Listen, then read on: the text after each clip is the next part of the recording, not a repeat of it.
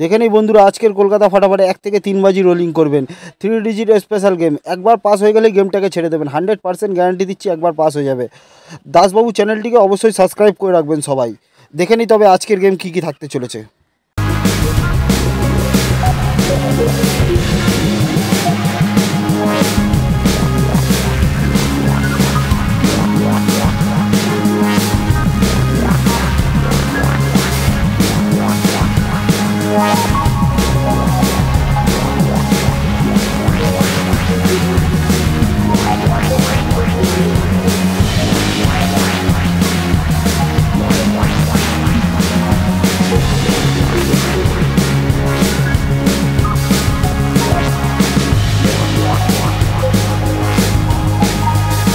এরকম ভিডিও রোজ পাওয়ার জন্য দাসবাবু চ্যানেলটিকে অবশ্যই সাবস্ক্রাইব করে রাখুন।